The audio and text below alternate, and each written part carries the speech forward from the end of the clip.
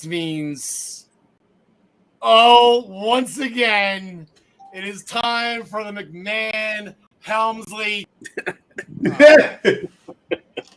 I forgot about that. Damn it. Just damn it.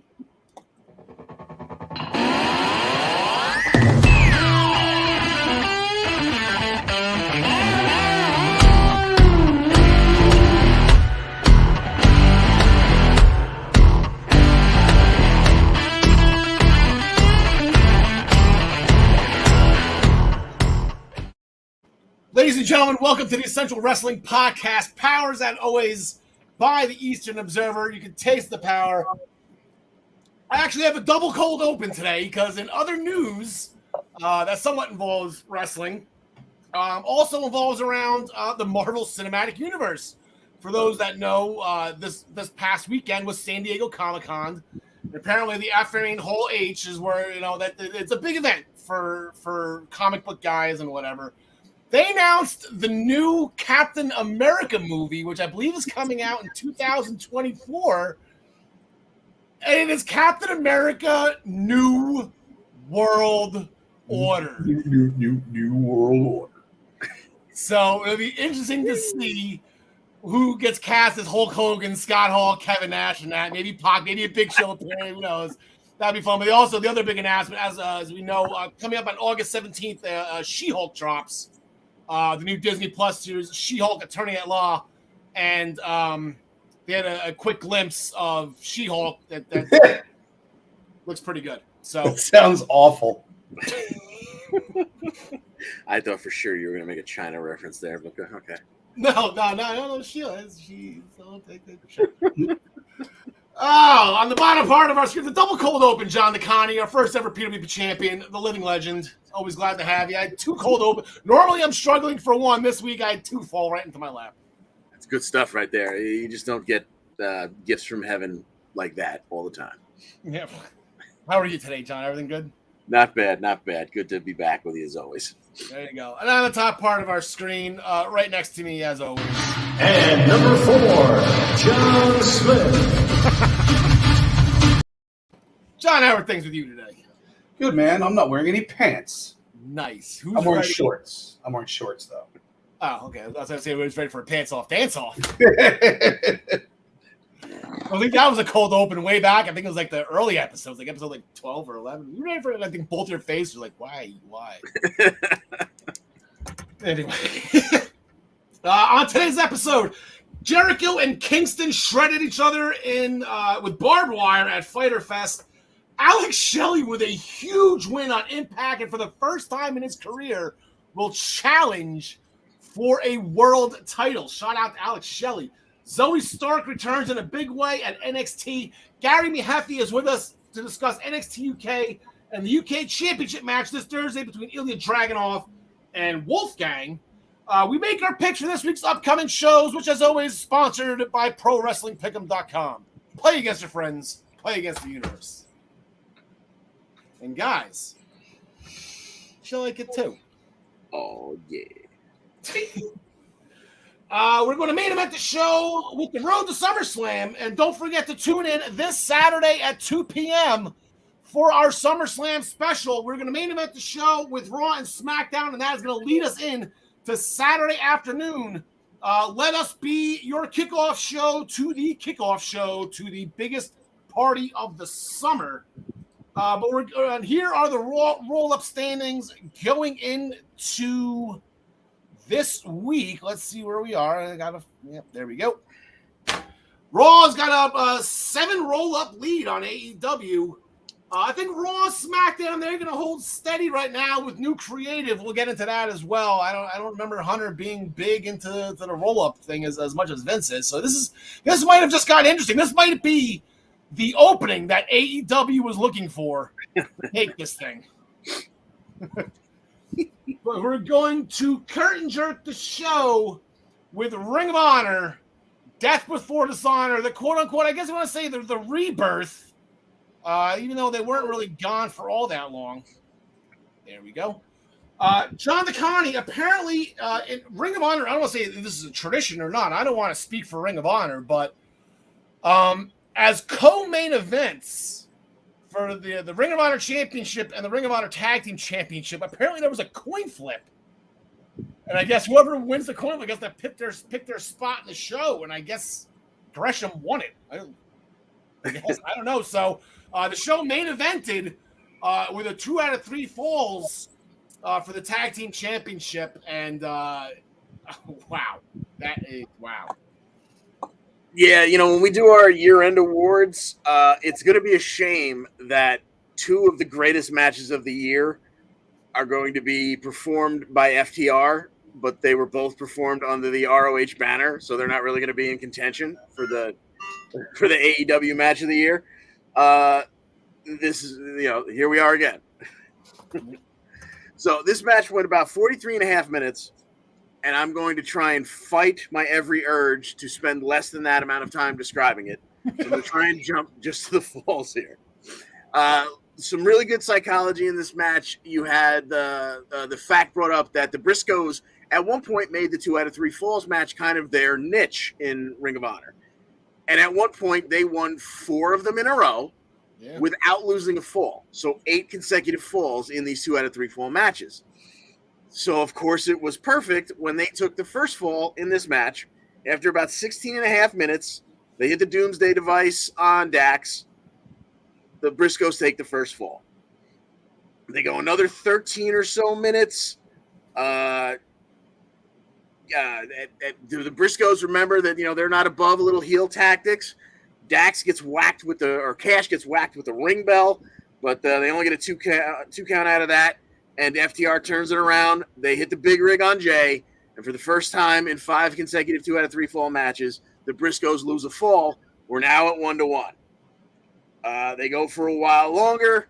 The one little oopsie of the match was they were obviously supposed to do a spot where Dax swung at Jay, missed, and accidentally knocked out the ref.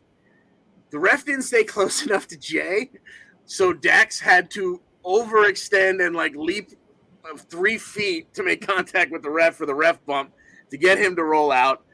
It was a little awkward, but the rest of this match was so damn good. That's easily forgiven. So now we got the ref on the floor, out cold. Jay hits a Jay Driller on Dax, but there's no one to count the 3. They turn around and hit the big rig on Jay. Still no ref. Cash goes out. He's not waiting any longer. He slaps the ref around, shakes him up, rolls him back in just in time. But at that point, Jay's finally able to kick out at 2. They hit the Doomsday Device on Dax, but Cash breaks up the count. Dax hits an avalanche pile driver on Jay. He can barely muster the strength to roll him over, but he does for the 1-2-3, the 3rd fall, the win, the retention of the ROH Tag Championships to 7-star FTR.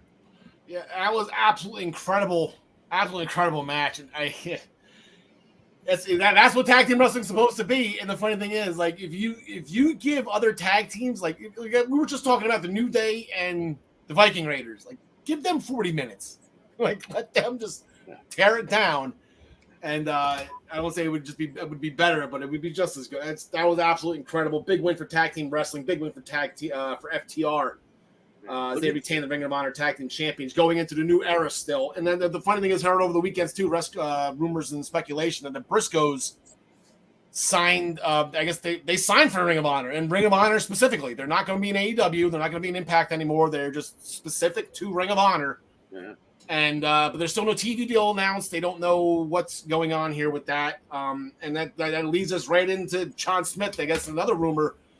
Jonathan Gresham's pretty pissed right now, and I don't think he's going to be a part of anything. And I guess that's why they curtain jerked the match with him. I think that's why he didn't walk out with Tully Blanchard. I think that's why he didn't walk out. I think it's his usual octopus thing he usually walks out with, if I remember correctly. So, yeah, I think that's also why this match only went 12 minutes or something like that. Yeah. I was expecting a clinic, and I mean, they had a real good match, but only, you don't expect this short of a match for a championship match. And I mean, the Gresham focused on Claudio's knee the whole time, putting them in holds and whatnot. But Claudio ends up going for the neutralizer. I don't know what he calls it now, and doesn't get it. Gresham flips over, gets him in an ankle lock of some sort. But then we finally get a sit-down powerbomb for the 1-2-3, and he's finally got world champion on his resume. Yeah, it's about freaking time as the world rejoiced, right? John Smith, we were in a text conversation. We were like, "Yeah, how many people are thinking going to buy this?" I'm like, "Well, it depends on how many Cesaro fans there are, because this is the moment they've been waiting for God knows how long now." So yeah, congratulations to Claudio Castagnoli. He's the world champion. I will officially pronounce his name right going forward. Bonus stuff. John DeConnie. Then we had a television championship match. That was probably the biggest setup because Jay Lethal has been after Samoa Joe and this title probably for about 2 months, if not more. From my recollection.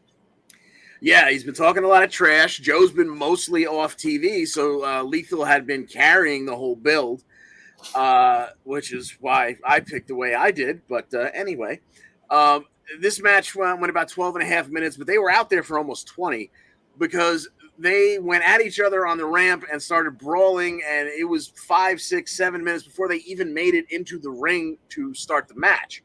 Satnam Singh came down with Lethal. He helped save Lethal from going through a table before the opening bell. He then helped Jay Lethal re-injure or further injure Joe's arm by helping him wrap a chair around it and slam Samoa Joe into the post. When they finally get inside the ring, the ref decides at that point, I guess this is as good a time as any to send your corner man back because he's already been interfering.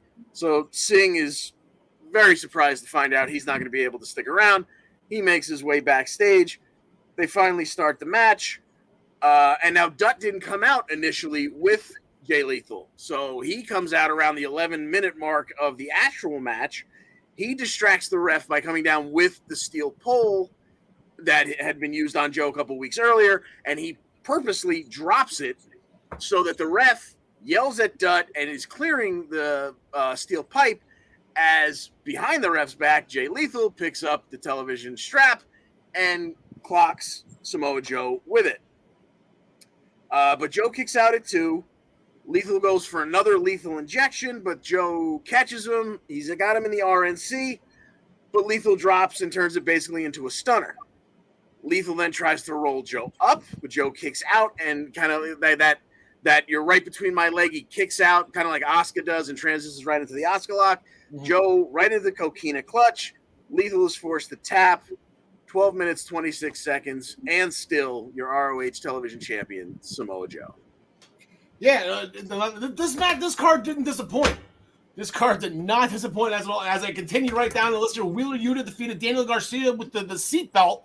Apparently, that's one of his new finishing maneuvers, but it's just a variation of the crucifix, which is a roll-up. So check one for Ring of Honor. Congratulations, boys. Welcome back to the big times, Ring of Honor. Good job. Wheeler Yuta retained the Pure Championship. And John DeConnie, did you enjoy your match off? There was a clock on the screen for you. Did you enjoy your match off? I'll tell you, I got up. I had to turn the volume up. I was in the other room getting a beer. I didn't have to worry. The pressure was off. It was wonderful. Mercedes Martinez defeated Serena Deeb after the Brass City Sleeper to retain the Women's Championship. Dalton Castle and the boys, one of my personal favorites, defeated the Righteous after Dalton Castle's finishing maneuver, even though, he does that like a whirly bird spin thing. I don't know what the name of it is, though. He's one of my favorites. Bangarang. Was that the Dangerang? That's right, Bangarang. To win the 6-man tag team titles. And the funny thing is, those titles have been mysteriously off TV in Impact because in AEW because Vincent and his faction were the champions at the end of it. So, Vincent did the job, came over from Impact, brought his Righteous Brothers with him to get the titles off them. So that Dalton Castle and the boys, 2-time 6-man tag team champions. Roosh defeated Dragon Lee after you mess with the bull, you get the horns. A, great finishing maneuver. And B, I guess the question with all this is, so his real name is Roosh Lee. It sounds like a very like a weird name of like a Bruce Lee. I'm Bruce Lee, you know. So I guess more members of the Lee family off of Brody's Lee's. You got Kimberly, you got Dragon Lee, you got Bruce Lee. There was a couple other ones that I can't remember right now. But the Lee family is like Keith Lee. There's a big one right there. Keith Lee's on the family tree. There you go. And then on the 0 hour kickoff show, pre-show, Colt Cabana defeated Anthony Henry. The Trustbusters defeated the Shinobi Shadow Squad. I was so upset by that. It was so good to see Cheeseburger again. For those of you who do not know who Cheeseburger is, Cheeseburger was Leon Ruff before Leon Ruff was Leon Ruff. The funny thing is, and they showed this when I was watching Ring of Honor for a hot second, when the Viking Raiders, in Ring of Honor there was no War Machine. They did the Viking Experience, which was not named that in Ring of Honor, obviously, but when you throw the guy, and then Cheeseburger almost hit the ceiling. They threw him so high in the air because they could. And the funny thing is you look at Cheeseburger, I guess he hit the gym, he's put on 20 pounds. So he's probably like 150 pounds by now. I was going to say, he don't look like Leon Ruff. No, he didn't. But Cheeseburger, like I said, he put on weight. And like I said, he's probably up to like $130, $150 or whatever it is. He's still scrawny, but good for him. Prince Nana, apparently, he purchased Tully Blanchard Enterprises. So something's wrong with is Tully okay? I didn't hear anything over the weekend. You got fired? I not official, but it seems like he's right behind Gresham on his way out the door. Wow. At least that's what the rumor my is. first thing was like, man, I hope Tully's okay. Yeah. It's because he was supposed to be the leader of this whole thing. I guess now the team of Brian Cage and the Gates of Agony, they're going to be known as the Embassy. I guess would be their faction name, head by Prince Nana. They defeated Blake Christian, Tony Depp, and Alex Zane in a trios match. And then Willow Nightingale main evented the 0 hour show. She defeated Allison Kay after a gut wrench powerbomb.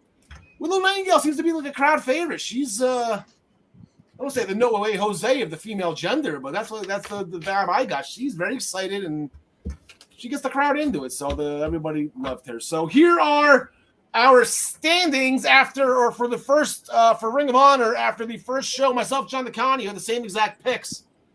We went 92 with 63 points. Gary Mehaffy also went 9-2, but who made the point system here?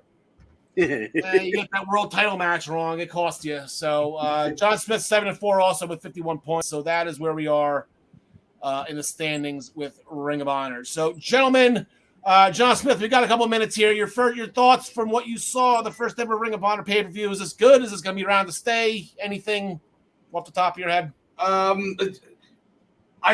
want to see what it looks like in the second show. Honestly, the first one is more like a comeback. Like everything's going to be like roses and candy and rainbows. But we'll see if if there's actually a TV deal and we get to see with NXT style. AEW promotion, that can be kind of like a breeding ground for the main roster. Hey, John DeConi, wherever this TV deal lands, the NHL is going to be right on their heels trying to boot them off and get another network. I mean, they're undefeated, so why wouldn't they take out another wrestling company? All right, gentlemen, thank you very much. As we bid you adieu, we make the seamless transition from purple to orange and bring in our senior UK correspondent, Gary Mehaffy. Top of the evening to you, Malati. How are you this evening? I'm better now than I was about 20 minutes ago because I brought up a wee bit of sick in my mouth when John Smith said he wasn't wearing any pants, because over here that means boxers. And I was all sorts of images I didn't want to see, but thankfully he clarified what he meant, that he was wearing shorts. So, but I swallowed the sick and I'm okay. So, Gary, last week's NXT UK main events, I believe your tweet was the match that you didn't know you wanted to see, but now you were so happy that you got a chance to see it. Sam Gradwell, Trent Seven. Honestly, absolutely brilliant. In fact, I thought I was quite pleased, not pleased, but Sam Gradwell actually liked the tweet as well, so he must have liked the match himself. It was literally such a good match, and from the get-go, such a high pace, such a high click when they were going. They did get me during it because obviously from the initial dive, when Sam Gradwell's like his thing, taking a metal blank, his knee brace, when it came loose, I think, okay, he did it. And then when he hurt his knee, when Trent Seven did the dive and hurt his knee, I thought, oh, okay, we'll see as he actually done it. But both of which played into the finish, which was obviously the low blow, and then the second Seven style, Larry, because he kicked out of the first one. That, huh? Jeez. But just absolutely superb match, just absolutely brilliant. As I said to you, I have turned the corner in the last year on Sam Gradwell, big time. Yeah, and he's an original too, so it's good that you can say he didn't get out of the gate too swift because of his knee injury, and he was off TV for a while. Then the pandemic hit, and then they were off for a while. So it was really, I believe, the pandemic hit right when he first came back from his injury. So you really didn't get a lot of Sam Gradwell, and even the point where he came back, he was just kind of putting people over. Now he's setting himself up big, maybe a Heritage Cup run. That'd be fun for Sam Gradwell. Post-match attack though, Trent Seven didn't let up. Thwarted by a returning Tyler Bate. Gary, this is good timing. We have a month. We have 1 month till Clash at the Castle. What any thoughts? Any rumblings? What are you hearing overseas about this? Because that was the first thing I thought when he came running in. I had two thoughts. My first thought was, they've brought him back too soon. He should have been off for longer if he was a way to find himself and all this.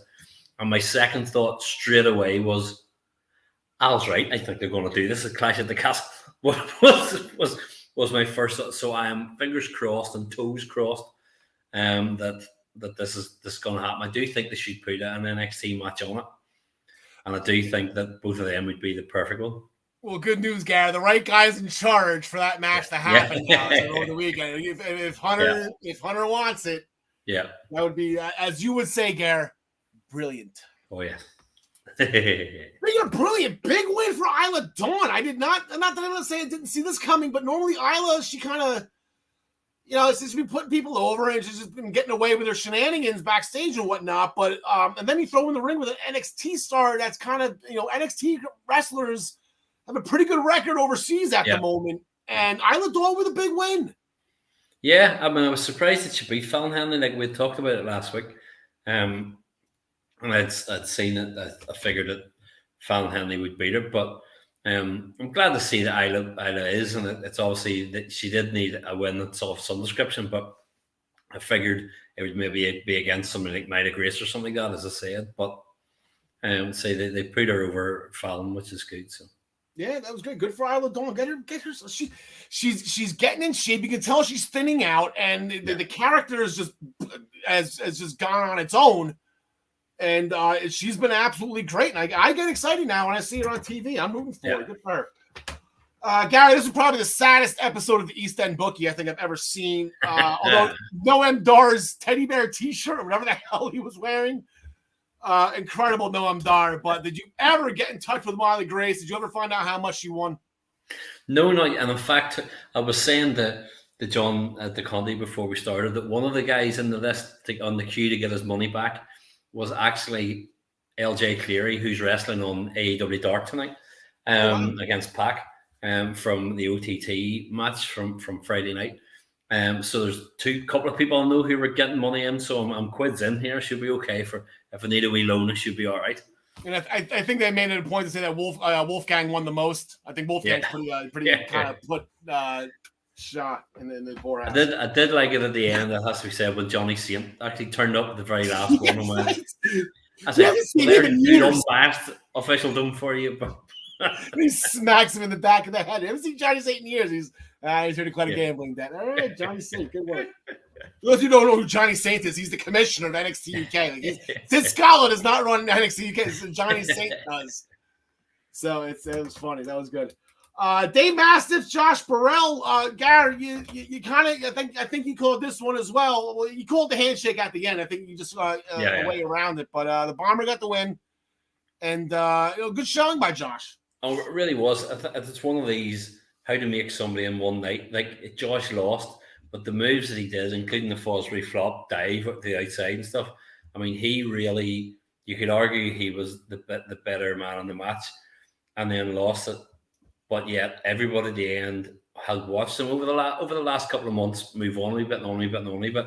And on Thursday night past, he was really allowed to show everything that he had.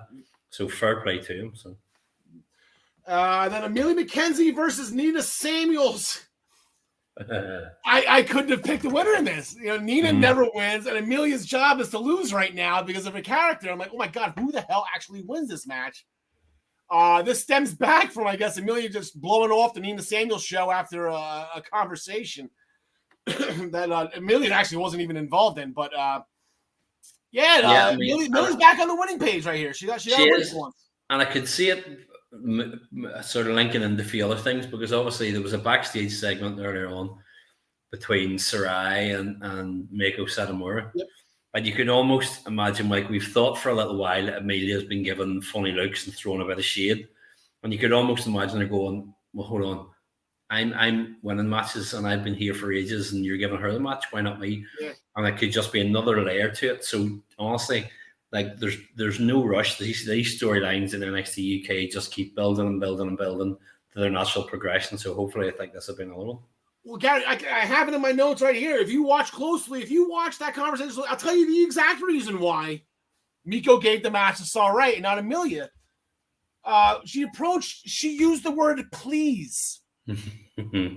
Just like Ivy Nyla did. She used the word please, and Miko said, okay, let's fight. Great lesson here for the kids. If you use the magic word, see, maybe more times not, you don't always get what you want, but more times than not, you get what you want. The magic word. See, it's just pro wrestling just teaches it so much about life. All right, Gary, we got 3 matches coming up this Thursday. First, we have the UK Tag Team Championship match. Briggs and Jensen off a successful title defense last week against Pretty Deadly on NXT 2.0. Had to fly back overseas. They're going to fly back overseas to get challenged by Mark Andrews and Wild Boar, who newly found friendship. They were former first friends, then enemies, now friends again. Yeah, I think they'll be looking for another match. I dare say that Briggs and Jensen will be retaining, I would imagine, this week as well. So it'll be interesting to see who they do put them against, because you're kind of almost running out of tag teams then. So whether they bring in a couple of new ones, I don't know. But yeah, I eventually just want to see D Familia get this, but they're not even like they're not winning matches right now. They're losing tag team, and then they just lost. They lost something recently, or they lost what's his face? Who's the Teal Man? He just lost a one-on-one match. Like if they're not winning, well, you can't give them the belts. So yeah, I'm gonna go Briggs and Jensen as well. And I'd love to see D Familia be the ones that end up with this. Unless Eddie Dennis has something else in his back pocket that we're just not aware of, because you got to feel it with Briggs and Jensen. It's got to be a heel team that does it. So. Amal rewatched her match the week prior with Stevie Turner, listening to Blair Davenport's commentary. She didn't appreciate some of the comments Blair had, so she found Blair and told her she was going to take it out in the ring. So we're going to have Blair Davenport and Amal this Thursday, and as a athletic supporter of female wrestling, I like this match. Yeah, I mean, I'm looking forward to it. It's good to see Blair back, and I dare say that this will be Blair taking the win again. I think it'll be close enough because they've given them all. I don't think they'll just like completely squash her or flatten her, but I do think that that'll be Blair will go over. So. Yeah, there's no reason. Yeah, it's like we don't know if she was supposed to win the title. Maybe she was, maybe she wasn't. I guess we'll never know. But yeah, she's got to get back at it, and yeah. I'm gonna go Blair Davenport as well. And then we had the big UK Championship match. They had a sit down last week to discuss a few things. It's going to be Ilya Dragunov defending against Wolfgang. Wolfgang, day one guy. I think this is his first crack. I don't think he ever challenged Walter for the world title, or the UK title, excuse me. So no, I think it's Wolfie's first crack at the big boy belt.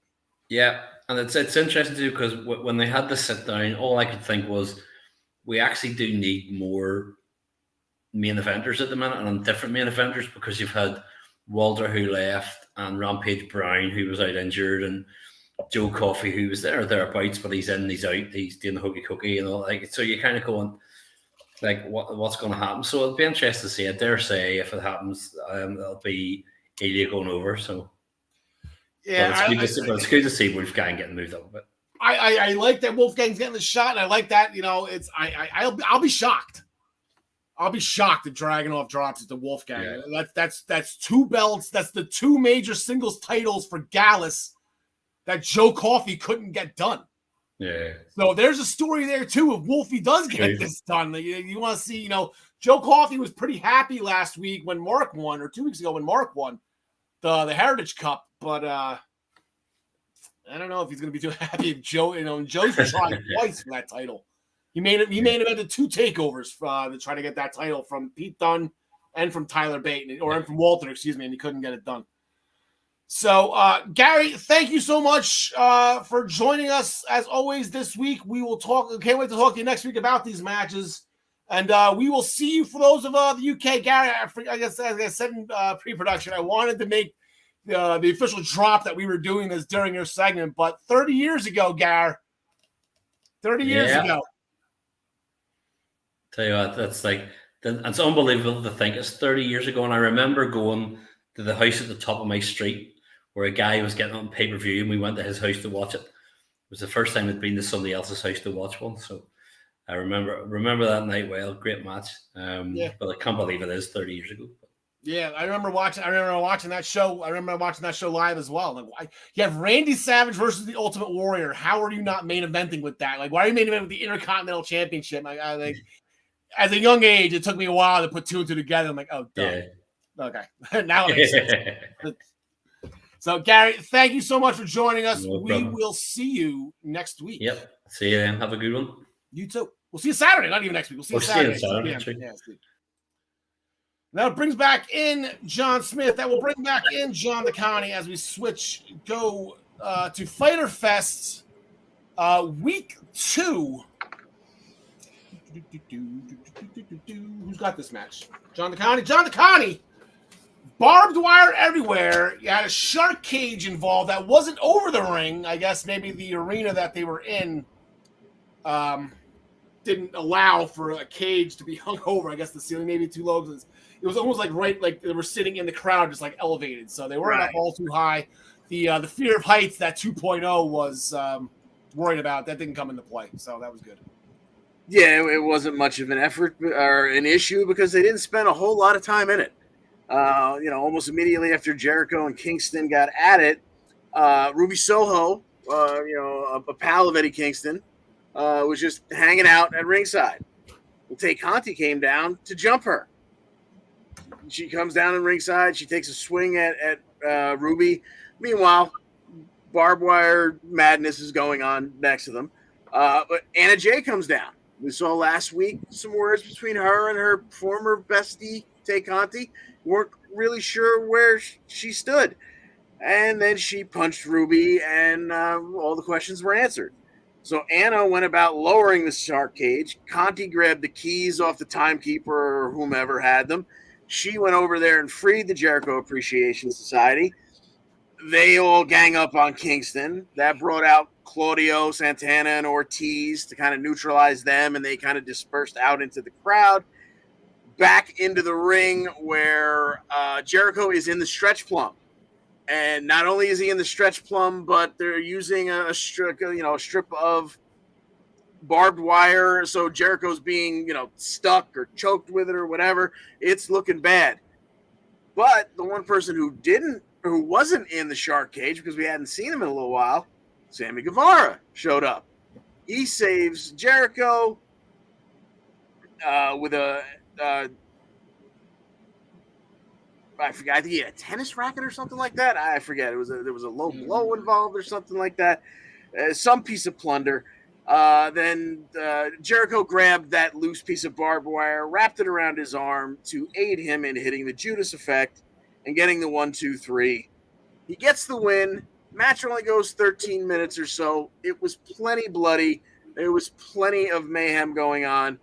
But just for good measure at the end, as Jericho is celebrating, Eddie Kingston grabs him and tosses him off the ring apron to 5 feet away. There was like a 10-foot by 10-foot sandbox, if you will, except it was filled with barbed wire and not sand.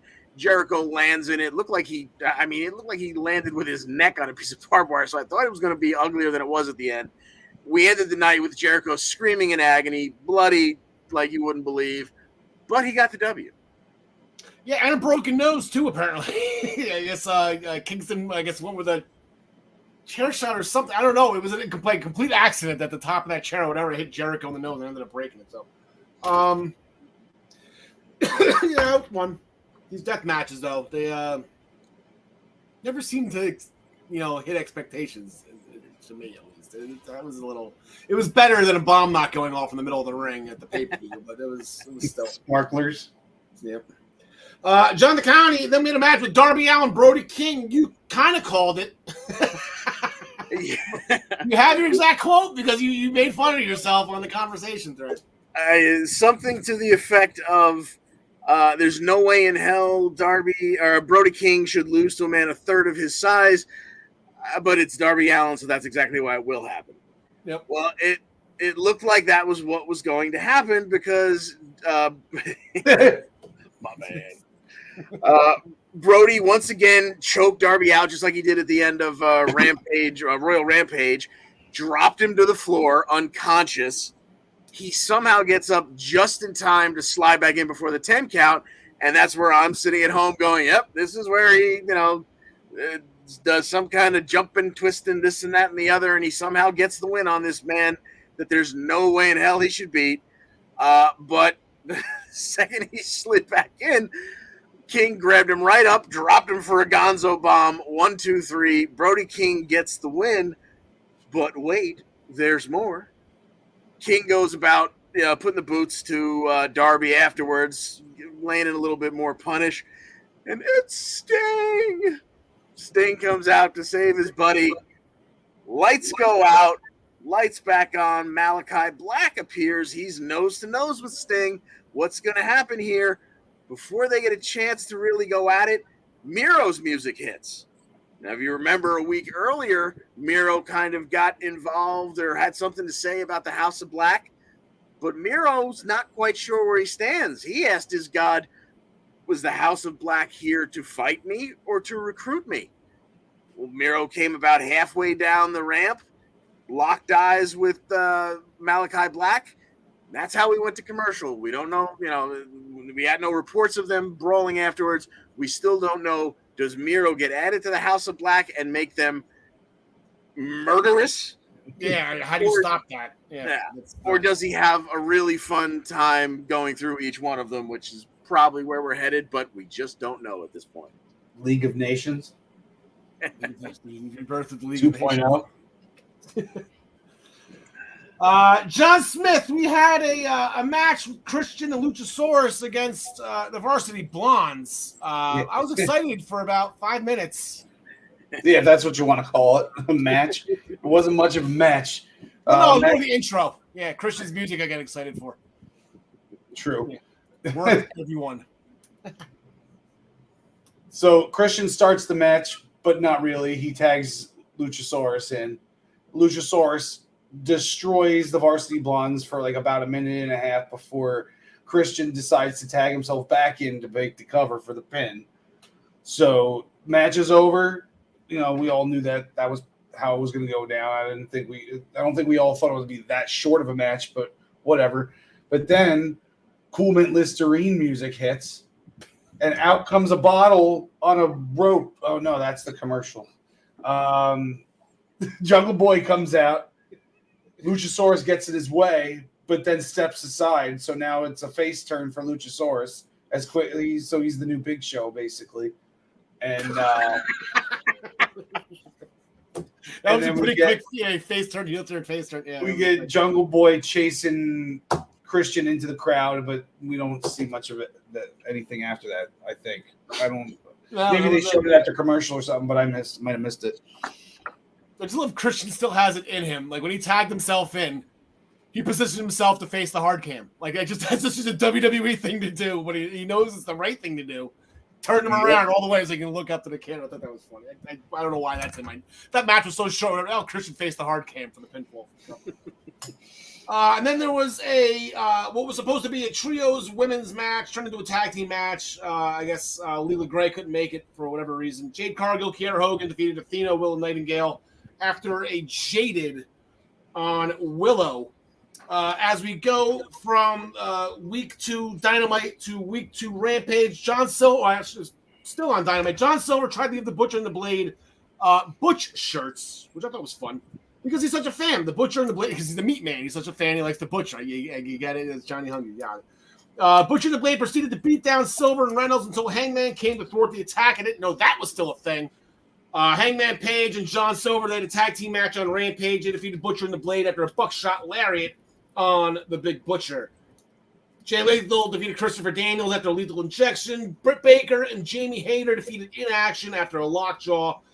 Max Caster won a rap battle against Austin Gunn. Okay. Which eventually turned into a brawl. And then going into next week first, we will go. These are our standings, our AEW standings after week 2 of Fyter Fest. And look at John Smith throwing up the perfect pay-per-view, trying to get back in this thing. Everyone gets 3 points. John Smith gets 10. Wow. So now John Smith is now our perfect pay-per-view leader. Woo! John DeConnie leads the overall standings by a slim margin over myself, John Smith, right behind, along with Gary Smith. But, John, I do believe with that perfect pay-per-view, I think you leapfrogged Gary in the standings, if my math is correct. It was a 5-point bonus, right? That was a 5-point bonus, exactly. Yep. And I'm beating them by 4. Yeah, Gary. All right, so this week coming up in AEW will be Fight for the Fallen, which is a charity thing that they do every year. This year, they're partnering with Oceana to help defend the world's ocean and marine life. To help support the Finn band, please text SHARK to 70707. So let me change the banners here first before we get phoned. This week, we're going to start with the Rampage match first. Because what happened on last week's Rampage, Lee Moriarty defeated Dante Martin after the roll-up check one for AEW.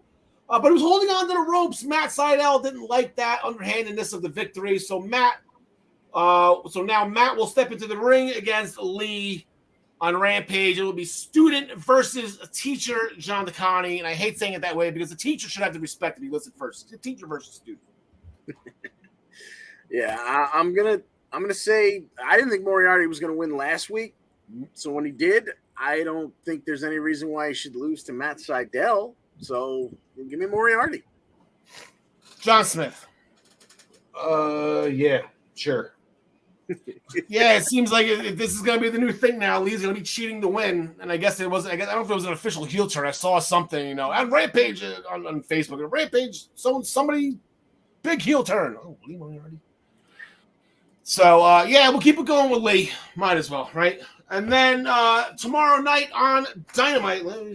Back there we go. Tomorrow night on Dynamite, we got 4 matches booked. The first one after last week's. Ricky Stark's successful title defense against Cole Carter to retain the FTW title. After Carter missed a 450 and Starks followed it up with a spear. Starks on the microphone wants another challenger, and it's Danhausen. Danhausen came out. I like the FTW title thing. But I want it now. So my favorite AEW wrestler gets a title shot, and I think he's going to win. Specifically because of the lineage of this title, and it's going to absolutely break Taz's heart. Taz, Sabu, Brian Cage, Ricky Starks, Danhausen. Oh, this is too good, John DeConnie. This is too good. Give me Danhausen all the way. New FTW champion. Oh, my God. Had they started that match last week, that was exactly my thought. Like, oh, my God.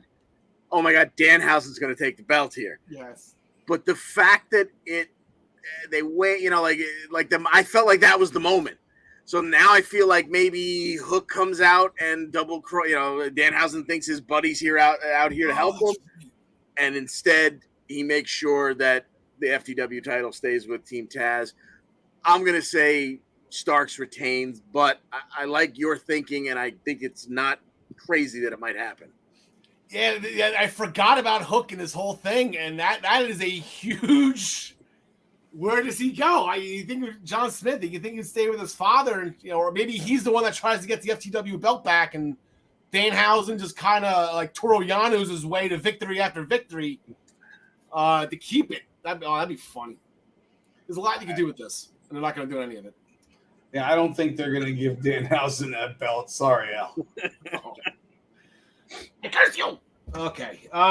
There's a celebration for the new tag team champions, thanking the crowd for their support, interrupted by Mark Sterling and Tony Nese trying to get Kevin Gates. I thought they said Kevin James. Like, man, Kevin James, that does not look like the King of Queens. Was it Kevin Gates to sign their petition to get Swerve off the AEW roster? He said no. So Gates punched Tony Nese. Swerve threw a cake in Sterling's face. It was a good celebration by the champs, but now tomorrow night, John Smith, there's going to be a handicap match with Tony Nese and Smart Mark Sterling on one side against Swerve Strickland on the other. And Keith Lee will be banned from ringside. So can Swerve get this done by himself? I think so. Yeah, I think there will be some sort of implosion, like they knock heads or something, something stupid that gives Swerve like the advantage to maybe get a Raw roll up for AEW. Good, John DeConnie. They're behind right now. They're looking to catch up.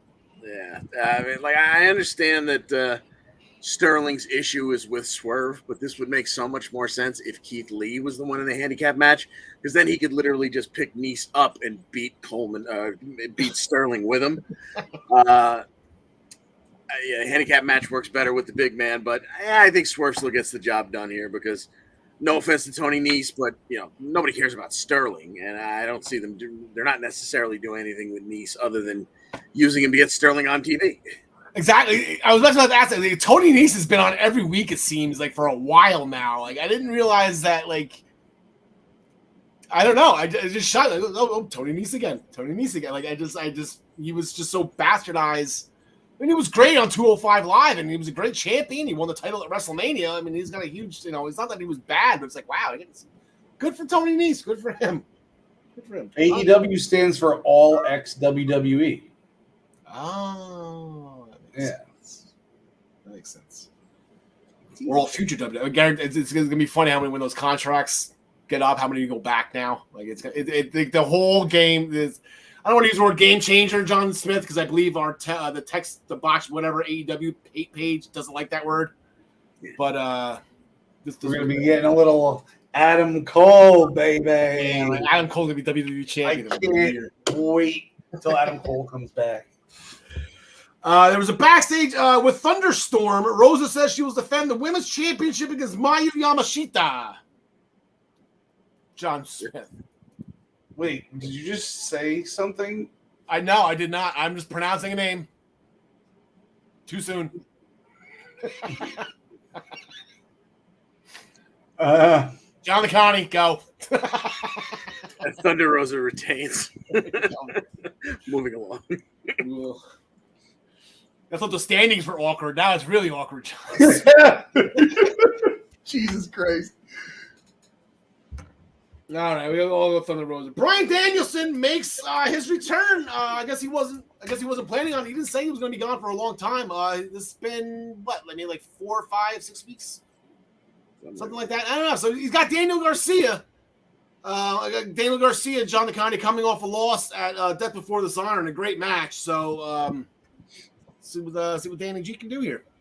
Yeah, I'm sure it will be a very good match, but I assume Danielson is going to get back to his wicked ways from before his injury, where he was just stretching and beating and stomping mother lovers.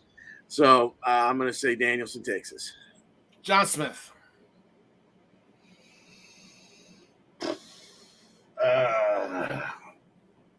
This is a tough one. Yeah, I'm going to go with Danielson also. Yeah, get the pose at the end. It could be good.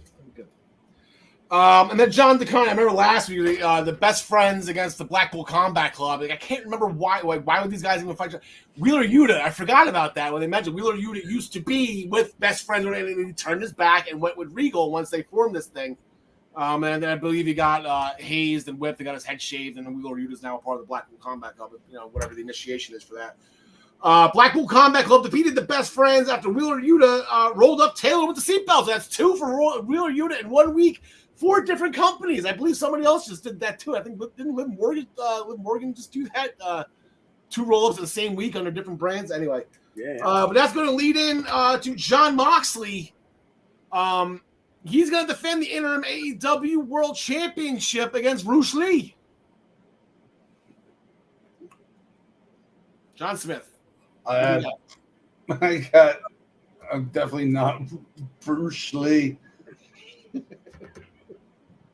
That's gonna stick. Although, I do believe John DeConnie during Death Before Dishonor in their match, Roosh has a very impressive record. I believe he was pinned twice in the entirety of Ring of Honor or something like that, and he was champion for ever. And it was this match is should be sneaky or tough than it's actually going to be, but you just don't see anybody beating Moxley other than CM Punk.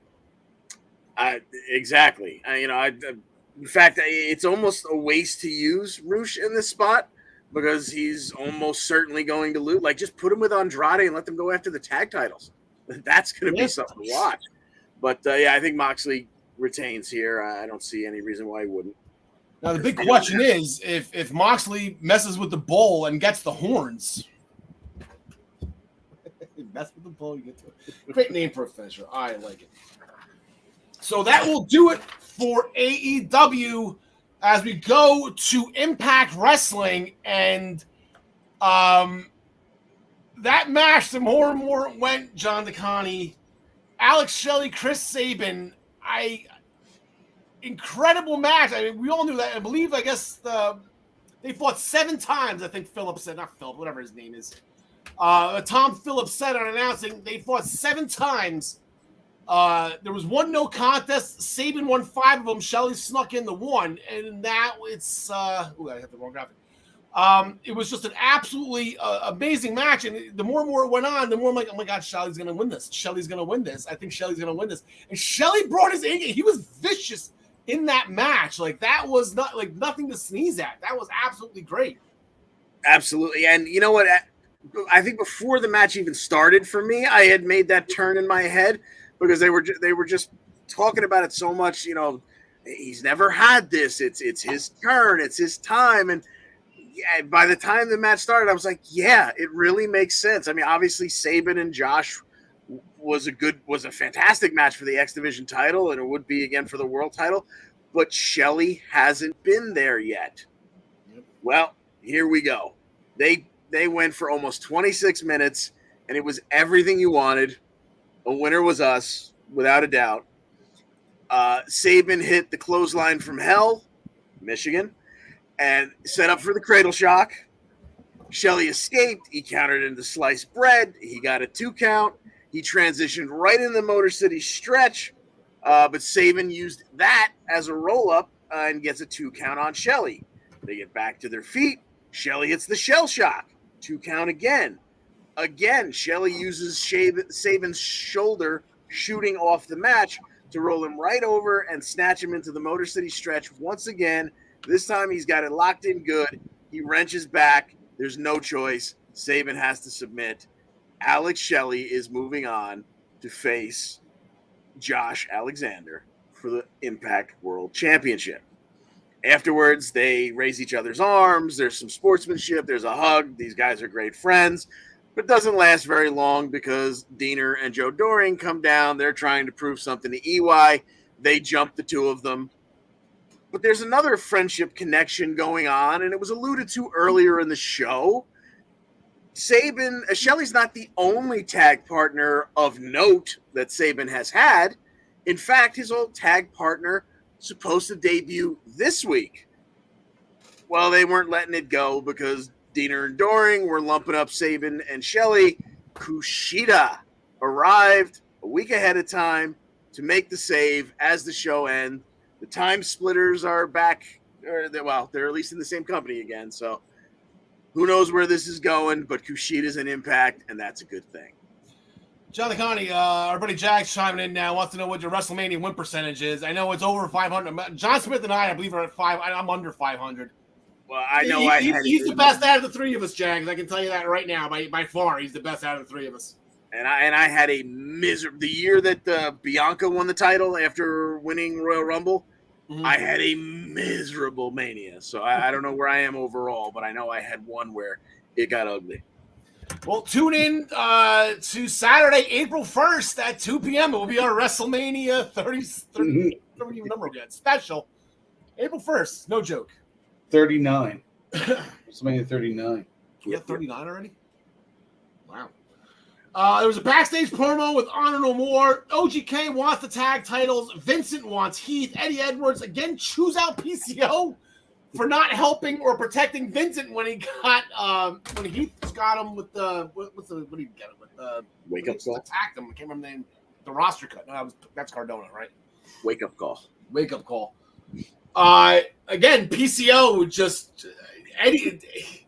Why? Like, get off him! Like he's a 55-year-old monster. The fact that he's standing there, leave him alone. If there was a reason for those two to eventually have like a big brawl over a belt or something like that, I totally get it. But now it just feels like Edwards is picking on him. Yes.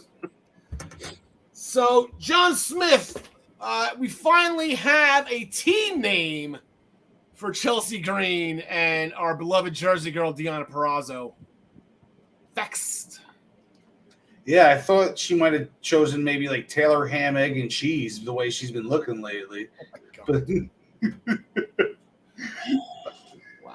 She had the title. She looked svelte, and now all of a sudden, anyway, these are probably the 4 top women in their division in the company. You throw Valkyrie in there too, I guess. Maybe Rosemary. I don't really like Rosemary, but this was a good, pretty good match. They all hit their stuff. The end comes up, and Jordan Grace is not in the corner when Mia goes for the tag.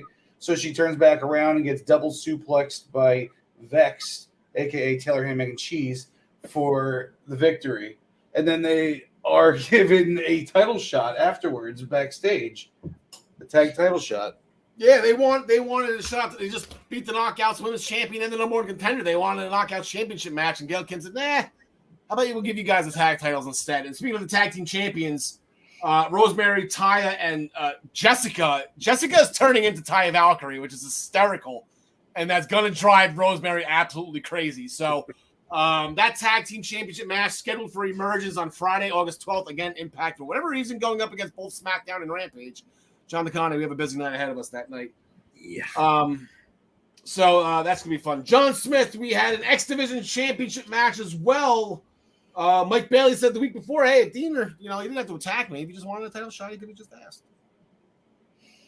Yeah, so we got Diener versus my boy Speedball, a.k.a. Fat Sack Mike Bailey. This guy's a highlight reel every time you watch him, man. One point he did a corkscrew shooting star press. I think he might have gotten 2 360s in on that one. Off of the mat, too, not even off the top rope. It was crazy. I didn't realize until this match that he wrestles barefoot. Yeah, he's got those things on his legs, so I never realized he was barefoot underneath those things. Pads, but barefoot, very odd. Makes it even more impressive. Joe Doring didn't get involved, but got close to being involved, which gave him the distraction to Diener for a little while. It didn't really give him the advantage though, because by the end of it, he ended up getting double kneed off the second rope, back flipping double knee. So and still, yeah. So successful title defense for Mike Ball, Speed Bailey. There was a backstage interview with Macklin. Sammy can play all the games he wants. Macklin was built for war. Sammy popped up just to get his ass kicked by both Macklin and Moose. So Moose is not letting this go. It's a 2-on-1. Sammy Callahan, not really known for having friends, John DeConnie. I can think of one. Anyone have eyes on Ken Shamrock lately? And he's still suspended? He might still be suspended from 2 years ago. Anyway, Bhupinder Gujjar, or Gujar, I always say that wrong. Bhupinder Gujar. Bhujinder, that is his name. approached Brian Myers again to challenge him for the digital media title. But Myers heard that Vincent from Honor No More was talking trash to Gujar. So a real champ never backed down from a challenge. Right? So go find Vincent, fight him. He's giving him back. Brian Myers continues to shine. We have a couple of matches set up this week for Impact on Thursday night. Masa Slamovich, she defeated Madison Rayne after snowplow post-match. She handed an envelope to Giselle, so it looks like Giselle's turn is next, John DeConnie. Yeah, once again, there's no point in picking who's going to win this. It's just setting the over-under. Let's say minute 15.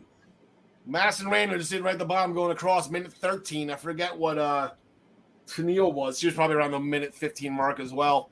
Yeah. I want to go over. I like Giselle John Smith. You knew that, though. Minute 15. I'll go under. All right. Minute 15. Killer Kelly, she had another vignette. She arrives this Thursday as well. So the women's division, the Knockouts division, is getting pretty stacked up again. On an Impact Plus digital segment.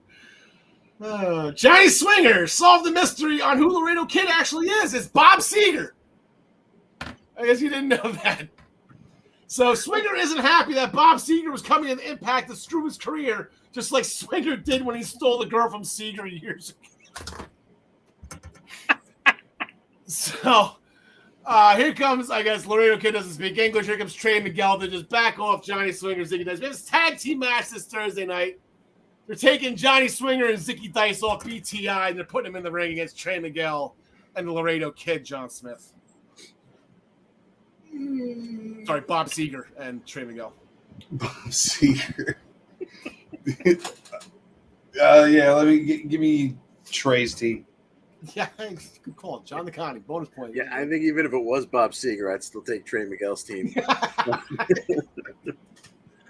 The Bullet Club last week, Ace Austin, Chris Bay, they defeated OGK after Heath interfered, allowing Ace Austin to hit the fold. This week, we got Eddie Edwards, Ace Austin. Just Impact does nothing. He just wins for me every single week. Ace Austin, I spy a Jersey guy, John Smith. Yeah, I got to go with Eddie though. He's the leader of Honor No More, so I feel like he's got to win. Yeah. John DeConnie. Yeah, I mean, unless they pulled another couple of Bullet Club members out of nowhere that come crossing through the door to help them, I think Eddie's got to get a victory here. Okay, I'm going to go with Ace. Keep that Bullet Club juice rolling here. Did they turn face, by the way? Is the Bullet Club a face thing now? I know the Good Brothers were kind of worried because of the whole tag team thing. But it seemed like Chris Bay and Ace Austin, they were just going to stay back. I mean, now it just seems like the crowd was cheering them. They were pandering with the Too Sweet stuff. And well, they've been feuding with the major heels, Honor No More, so I guess they're de facto faces. Yeah. But they could go do heelish stuff at any time, I guess. In a random match, our Impact World Champion has a non-title match, John DeConnie. Josh Alexander versus Mahali Balachira. How about that? I totally missed that one. Yeah, it's amazing what you find on Twitter the day of the show. Let me check the Impact Twitter to see if I missed anything. That's when I saw the Swinger backstage of the digital package. Don't they know our schedule by now? We need to know this stuff a little further in advance, damn it. Give me Josh, winning. Shira's a monster, but I don't see any reason for him to get the victory here. John Smith. Wait, what was the match again? Sorry. Mahali Balachira. Shira with he's with Raj Singh right now running around. Going up against Josh Alexander in a non-title match, and I doubt Shira means it'll be a triple threat at Emergence. Yeah, give me Josh, I guess, even though it is non-title. Yeah, it's right down there on the bottom ticker, John DeConnie. See, Josh Alexander versus Shira. There you go. Oh, the match right after that. Probably going to main event the show because I can't imagine whatever. Is that his name? Is that his real name that you're saying? The Mahabala thing? Mahabali Shira. Mahabala is his first name. Okay. They actually WWE'd him. They took that away a while ago. I'm sure they'll when do he it. First came out as a dancing and kind of like what Shanky is. That's who he was. When he first debuted in Impact, he was like dancing with the crowd, doing whatever he was doing. Yeah. And he was Mahali Bala. Rich Swann wants the world title back now that he's got his mojo back. Tamura can't help him with that yet because, like I said, the match is going to be Josh Alexander versus Alex Shelley at Emergence.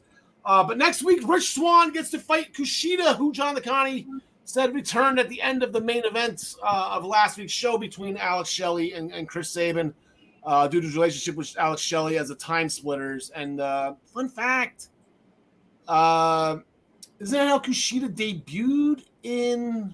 Wasn't there a mystery team in the Dusty Rhodes Classic years ago? It was Alex Shelley and Kushida. I don't recall. Yeah, me either. I don't recall Alex Shelley ever being in NXT. It was just that one match. They lost to whoever they were fighting, and then Kushida went on, and then Alex Shelley he just left again. Yeah, that was his one. Alex Shelley had one match in NXT, the Dusty Rhodes Tag Team Classic. Anyway, so we got Rich Swann and Kushida, two great former NXT UK, NXT Cruiserweight champions, not to mention everything that Kushida's won over in Japan and everything Rich Swann has won in Impact. John Takani is our senior Impact correspondent. Who do you got? Swann has been having a rough time of it, and Kushida is debuting. I got to think Kushida takes this one, but this is going to be a great match. Yeah, buddy. John Smith, I'm going to go with Rich Swann on this. Like I said, if he's pushing that world title button, they got to get something going. I don't think Kushida's sticking around. That's another thing. I don't think. As much as I would love to see Kushida in Wrestle House on Thanksgiving night, I don't think it's. They better do that again. Like I can't wait. I can't wait for Wrestle House on Thanksgiving. I can't wait for Winter War. John Smith. I gotta go with Kushida in his first match back. You could be right that he's not going to be sticking around for a while, but why even come in if you're just going to lose right off the bat? So, I'm going with Kushida on this one. Okay. Maybe some interference somewhere. Maybe it's not clean. Not like that Kushida orchestrated it, but maybe Moose does something. Who knows? That will do it for Impact Wrestling this Thursday night. We transition not so seamlessly. Normally the UK version of NXT to the stateside version of it is a little more seamless. But John Takani, last week we had a 20-woman battle royal. I thought we counted 20 on the screen. Looks like we were incorrect because somebody who was not on the graphic won the match. Yeah, exactly. I don't know. Yeah, I think that was the last Vince McMahon move in NXT then, right? Is again booking somebody not in the match to win the match. Yep. There you go. So, yes. We got down to our final four. It was, everyone, every woman that they could find, they pulled out for this one because they had to get 20 in there. We got down to the final four being Tiff Stratton, Kiana James, Nikita Lyons, and the returning Zoe Stark. Lyons eliminates Kiana James after a spinning roundhouse and a toss over the top. Stratton comes right up behind Nikita, and dumps her over the top right afterwards. I popped on that one. Like, oh my God. I was like, and then Zoe Starks manages to eliminate Tiffany Stratton, and she thought she had won at that point because these were the only people left. What she didn't remember, and we found out pretty quickly, was that very early on, Cora Jade had been chased backstage by Ivy Nile. Ivy Nile made it back in and eventually got eliminated. Cora Jade never did. We didn't see her make her way back out. She went up the entryway. When she came back in, she came from where the announce desk used to be. So on the totally different side. But luckily, Zoe Stark saw her out of the corner of her eye just in time to dip the shoulder, backdrop her. She went flying out of the ring because she weighs 52 pounds. Zoe Stark is your winner of the Battle Royal and therefore gets a shot at Mandy's championship. Yeah, Cora needs to work on her heel tactics because I believe in women's battle royals in the past, and specifically the two at WrestleMania, they both ended the same way with somebody being on the outside and then jumping somebody. Carmella did it, and then I think Naomi did it. So Cora needs to work on her heel tactics a little bit. But the swerve was good. The swerve was good on Roxy. But yeah, last night on Raw, they were promoting the commercials, and even if you go on Twitter, WWE.com, they don't have the match listed, but it almost sounded like they were having Mandy Rose versus Zoe Stark tonight. So they didn't make it official. They didn't call it a match. If it's not on WWE.com, I guess we don't have to pick it, but I guess just a real quick knee-jerk reaction just in case. We'll maybe talk more about it in depth next week, if it happens next week, or maybe at some type of since SummerSlam's this weekend, they would have had a takeover or whatever, a premium live event announced by now. So, John Smith, original thoughts, Mandy Rose, Zoe Stark? My first thought was there's no way Zoe Stark is beating Mandy Rose. All right, John McConney. I agree with John Smith, but now that things are changing, I'm hesitant about everything because I just don't know where. I mean, Zoe Stark, they had her teaming with EO before she got hurt. They obviously, at some point, someone thought a lot of her. They, didn't hype her comeback. She pops up. She wins this battle royal.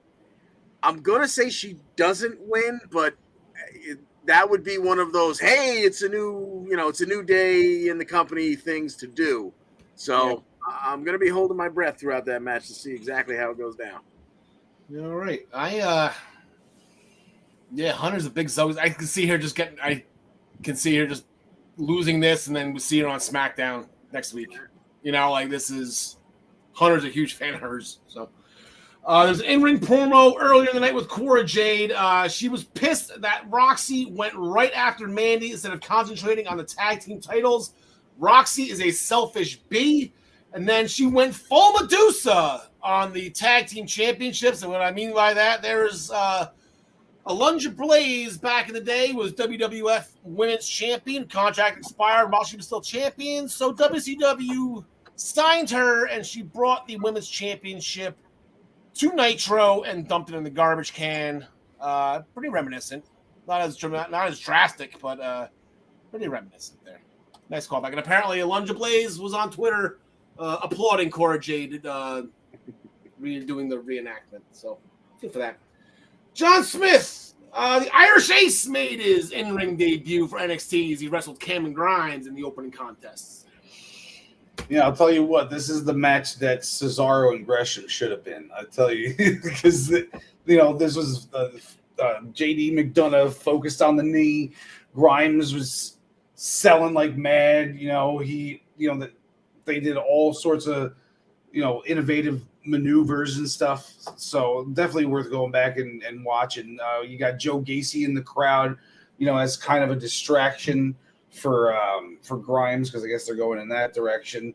So he got his attention a couple times. The way the match ends is the hurt leg gets caught in the ropes, and McDonough kicks it about 1,000 times before the ref finally gets the leg out. They get back in the ring, and then he does his launching angle slam or whatever he calls it, and 1, 2, 3. Yeah, I think they have to rename the Devil Inside.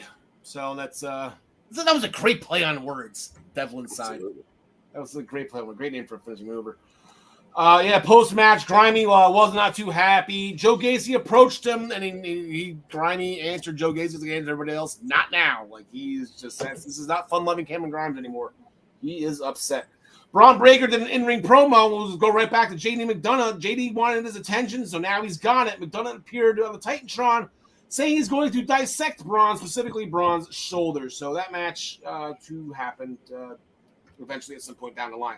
John Smith, unfortunately, we're going to throw this match to Gary because it was a UK. It's his jurisdiction. He had DVR issues.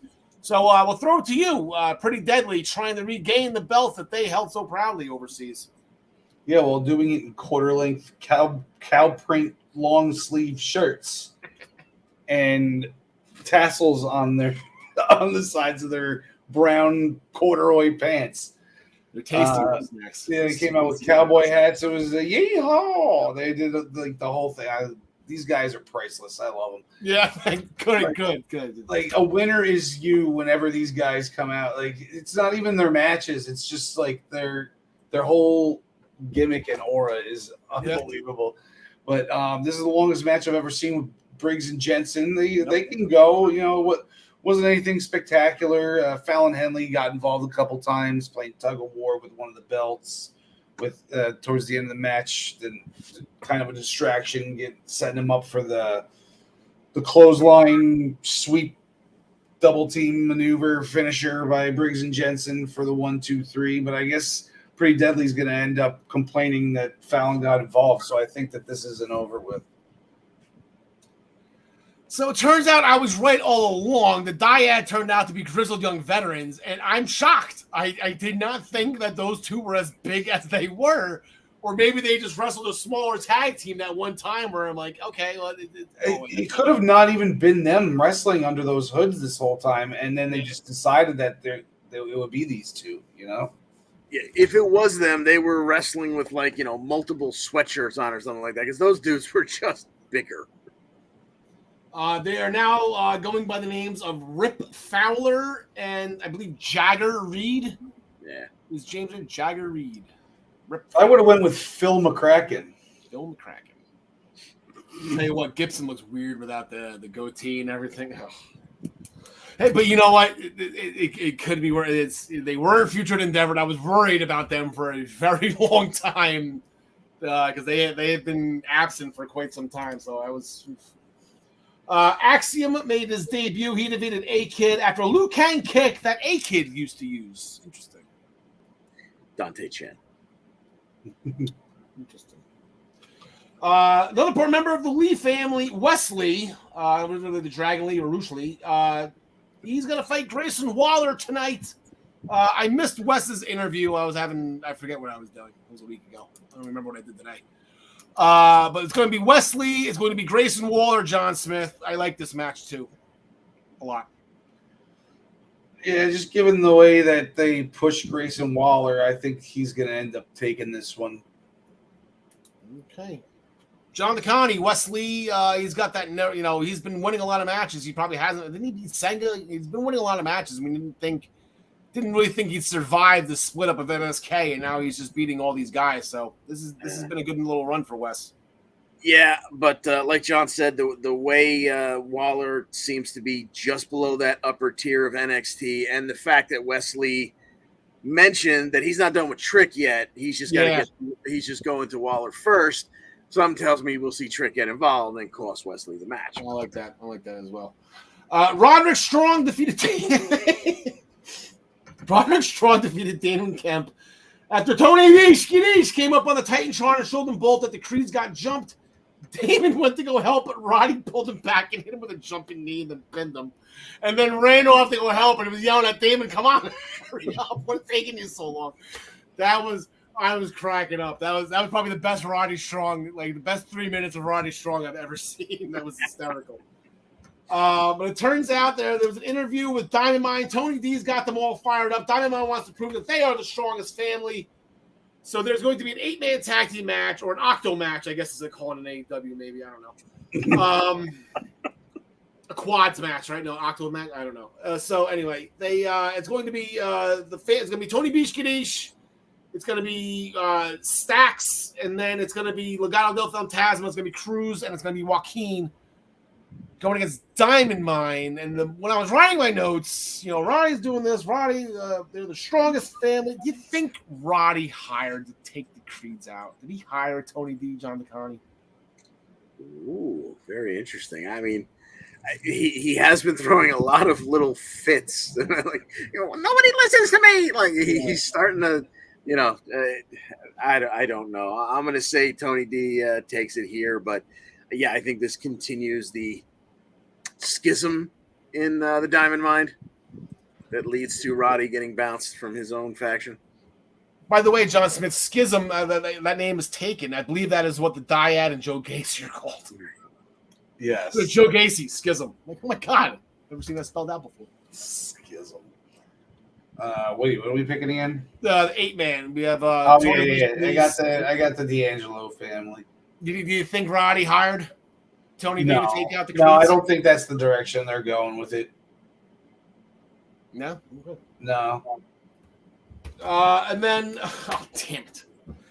Zion Quinn said the X Factor will be in full effect next week against Apollo Crews.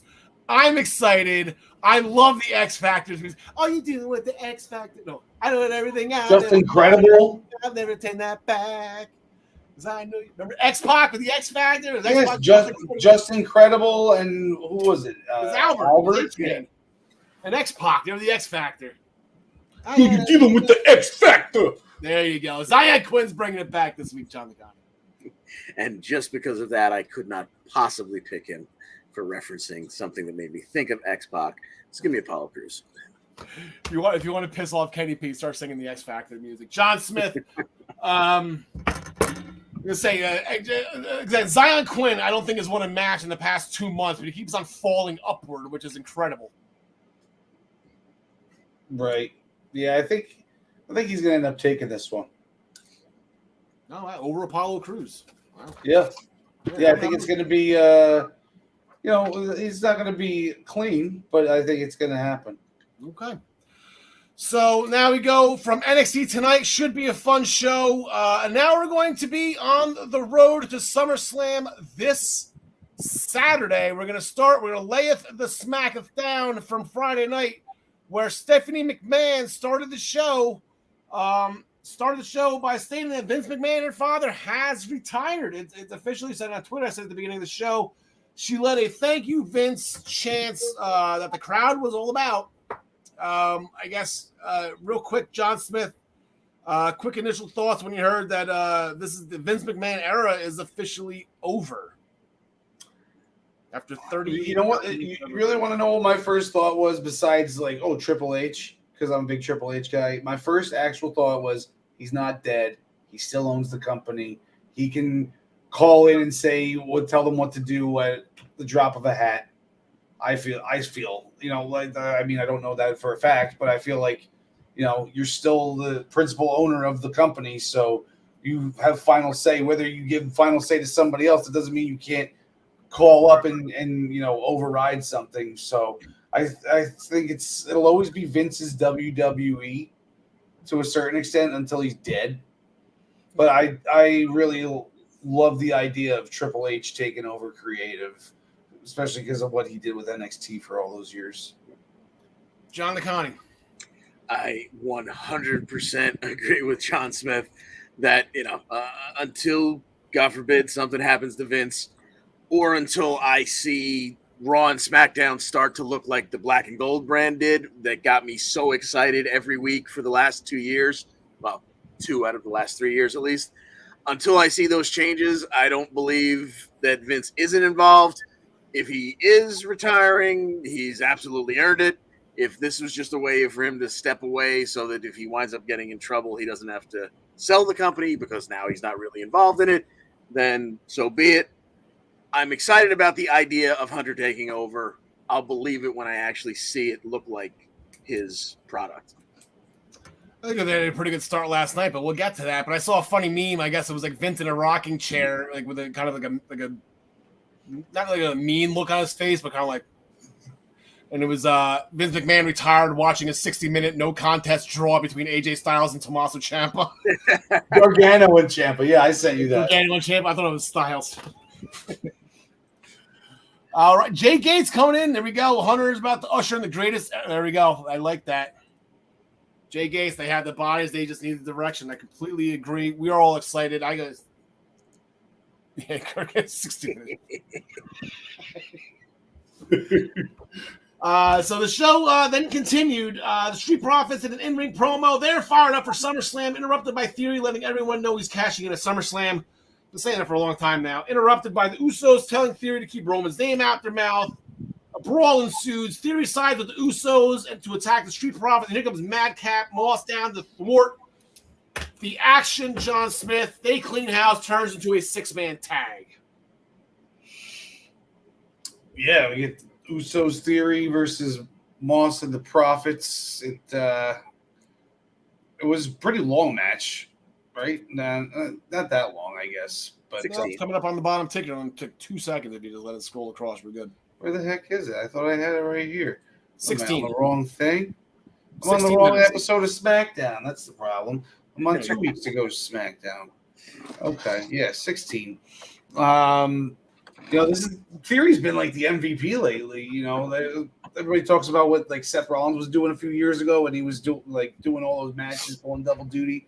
Theory's working 2 matches on both shows every week. It seems like it's crazy.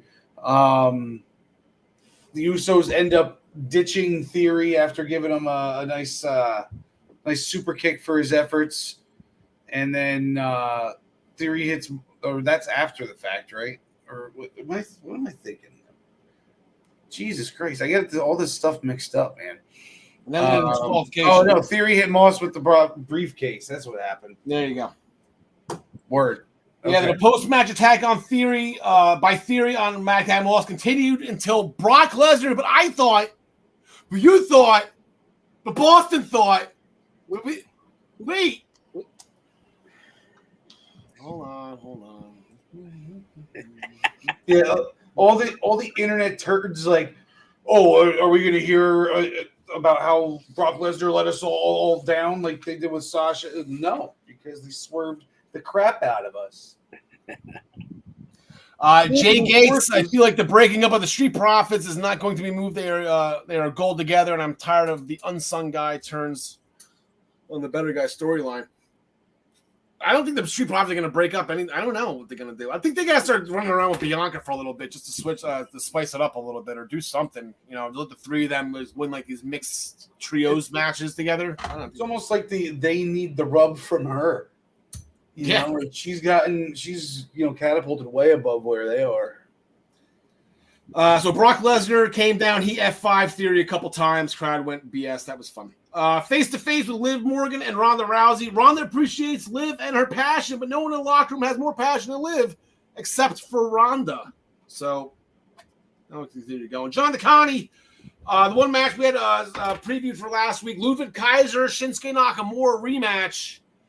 Sometimes when you win, you actually lose. It kind of depends on who your friends are. Nakamura tries the O'Connor roll, and Kaiser kicks out of the roll-up, of course, but the referee's facing the wrong direction. So when Nakamura goes to the ropes, he gets a right hand from Gunther from the outside. That allows Kaiser to grab Nakamura again and hit. I don't know what to call it. He was setting up for what looked like a flatliner, and then he went for an overhand. It wound up being kind of like a DDT, but it was kind of with the leg trip too. I don't know. Andrade does. I have it down as Andrade's DDT. Okay, there you go. Anyway, he gets the 1, 2, 3, but on his way back up the aisle, I guess perhaps he was a little too happy with himself, considering he needed the help from Gunther. So Gunther gave him another chop. But here we go. We have a different side of Gunther here. John Smith, Gunther played a little ha. Like he went to slap me. No, I'm just kidding. I'm not going to slap you. And then he did it anyway. Like who knew Gunther knew how to play ha? He's got a sense of humor. He's the full package. I want to see his dating profile. Happy Corbin attacked Pat McAfee again at the announce table, and they're brawling all the way to the back. And then McAfee shot another fun promo. Bum-ass Corbin, and what he's going to do at SummerSlam. Sonya Deville went to Postman Pierce talking some more trash about him not running a good show without her. Pierce responding and putting Sonya in a match, going one-on-one with Raquel Rodriguez. I got worried for a second. I thought it was going to be The Undertaker. Raquel Rodriguez defeated Sonya Deville after a Tejana bomb, so that's, I guess, according to plan there. We have a couple matches, a couple things set up for next week. First, Lacey Evans versus Aaliyah didn't happen again. This time because Lacey gave Aaliyah the women's right before the match could even start. Again, Lacey being on the mic, trashing the fans. Aaliyah just needs to back jump her. That's really what's going to happen, John Smith. Like, why is she sitting there letting Lacey talk? Just jump her right behind. No, she's not looking. Because she doesn't have the testicular fortitude. Wow. Gotcha. Yeah. You got Lacey Evans or Aaliyah? Lacey. John DeConnie, you think they're actually going to do it this time? Or? God, I hope so, because I get so irritated with these Fandango for the Maximum Male Models. Oh, the lights aren't right this way. You keep putting it off like that. That you're Eva Marie.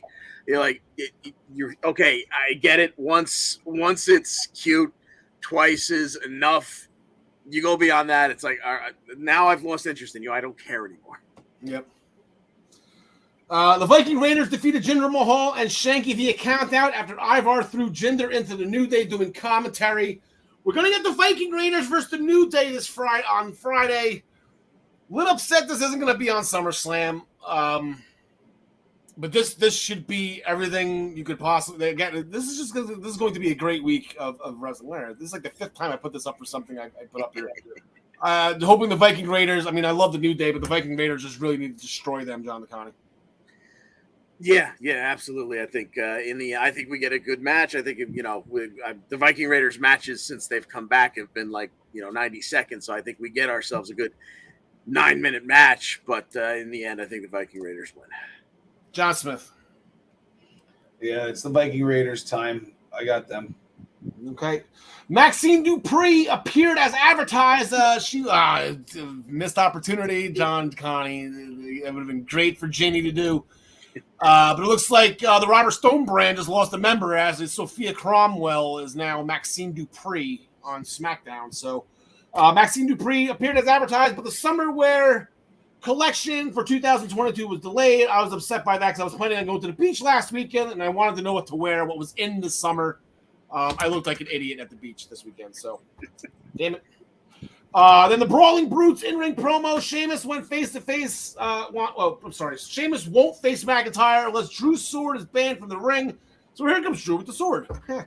Asking what happened to Sheamus over the past 20 years. Long story short, this number 1 contenders match will finally happen in a good old-fashioned Irish Donnybrook. And guys, I got my shillelagh ready to roll. Who else is ready to run? It's actually kind of funny, John DeConnie. At your niece's community party this weekend, Ryan Rizika was there. The person who gave me the shillelagh. All I have is this. We'll save that for later. Hold that for later. You're okay with that. We got our shillelagh. He's like, you saw that shillelagh I gave you? Yeah, I got it. This was my wedding gift for Ryan Rizika. Oh, nice. It's a Patriots one. I don't know if I can. I was just gonna say, I'm seeing a logo there. Yeah, it sure is. No, I'm ready for a good old-fashioned Irish Donnybrook, John DeConte. Yeah, not that I would want to ruin your wedding gift, but because it's got that logo on it, I wish it would meet the same fate as Sheamus's did by being cut in half by Angela. And, okay, we get to this. We finally get to it. If we actually get a winner, Drew McIntyre is that winner. Again, John Smith, a little upset this match isn't a SummerSlam. I want to know what Fox had, like the hold that Fox has on this. I mean, I know they paid millions and millions of dollars. And the show's got to be top notch every week because it is network TV. But this could be a SummerSlam, right? Yeah, maybe it doesn't happen and it happens at SummerSlam. Who knows? But if I'm picking it for this Friday, I mean, either way, I'm picking Drew. Yeah, Drew McIntyre going into a UK event after 30 years. I think that's the smart thing to do. Then we go from SmackDown to Monday Night Raw, and we are officially, hold on, it is official. As it was announced, I believe it was on Monday. Hunter is in control, creative control. He is now the head writer. That was on WWE.com. That is not me spreading a rumor or SpongeBobbing. SpongeBob could have this one off. Triple H is our head writer. This is our first show, and as we were talking in pre-production, he tied a nice little bow around this episode. Things kind of interlinked, and it all made sense at the end. Not one raw roll-up either. We did an in-ring promo with the Bloodline, and our tribal chief Heyman did all the hype because Roman can't stand to say Brock Lesnar's name. Here comes Theory with a death wish.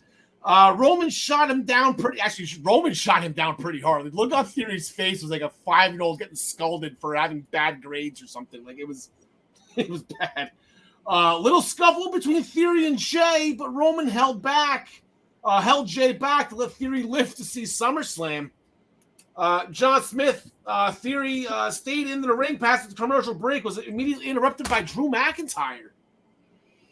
Yeah, and I believe this might have even been a scheduled match that we just didn't know about. But we got McIntyre versus Theory. But when McIntyre looked like he was about to hit the Claymore for the 1, 2, 3, we get the Brawling Brutes, aka Fight Night, which I think is what they should be called. Yes. They come out, cause a disqualification, so Drew does win, but by DQ. But Bobby Lashley comes out for the save, and I like this team up right here. Bobby Lashley and Drew, very unlikely duo. Yeah, Impact domination over in WWE. Exactly. So then we get the two of them versus Sheamus and Theory, which goes on for another 12 minutes, it seems, right? That's according to Mr. DeConti's calculations over here on the website. It's on the bottom ticker. We're good. It's on the bottom ticker. Oh, there it is right there. More than 12 minutes, actually, because of the commercial. How the hell did it end? Oh, yeah, the Usos. No. Why do I keep doing this? With this stupid Uso. I love the Usos. Now, the Usos end up kicking Theory in the face up on the ramp after the match. But, Hurt Lock. Theory. Hurt Lock, right? Yeah. Yeah, Dolph Ziggler came out of nowhere again, distracted Theory. Again, Ziggler's just popping up in these random places to screw over Austin Theory. Theory was about to hook A-Town down, got reversed into the Hurt Lock with the distraction. So Theory tapped out. McIntyre Lashley got the win, and then that leads us to the main event of the show, John DeConti. All that leads up, we're back to Roman Reigns and the Bloodline. See, it's hysterical. There you go. And here's the thing. You guys can correct me if I'm wrong. I might have nodded off, which I probably didn't, because for the first time, I wasn't looking at the clock going, Jesus, when is this show going to be over? I actually enjoyed this episode of Raw. Did we go through a 3-hour show of Raw where Riddle was in the building and we didn't get a backstage segment of him talking utter nonsense? Nothing. I thought I noticed that as well. And there was no Rollins. I'm like, I can't believe Riddle's not saying anything. There's no Rollins. And Austin Theory was on for an hour. Thank you, Triple H. Yeah. Because your main event was the Bloodline, Roman included, versus Riddle and the Street Profits. They went for almost 19 and a half minutes. It was fantastic because it was the Usos and the Profits, who we already know can tear it down. No one's ever going to accuse Roman of not being able to perform. And, of course, Riddle is upper crust as well. In the end, Riddle manages to hit the draping DDT on Roman. But when he jumps for that RKO, Roman is able to shake it off. He just catches him, tosses him aside, and by the time Riddle stands back up and turns around, he gets cut in half with a spear. 1, 2, 3, the Bloodline take it. And as the Bloodline is leaving and heading back up the aisle, Seth's music hits.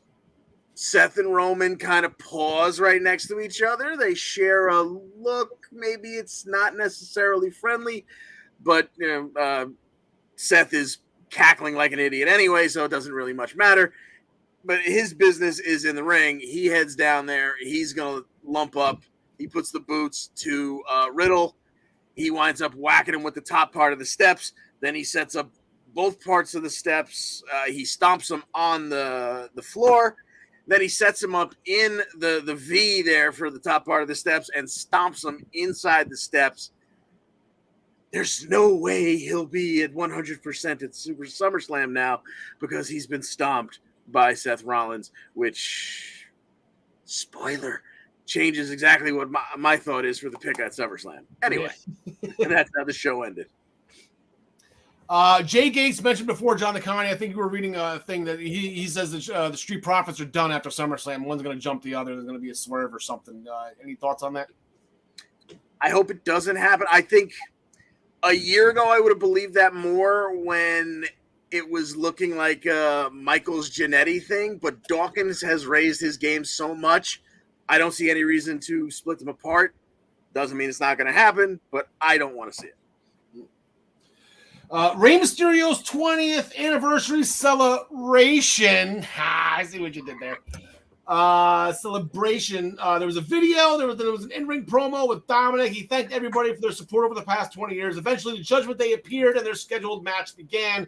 But the Mysterios won after a double 619 by the Mysterios, followed into a frog splash by Ray.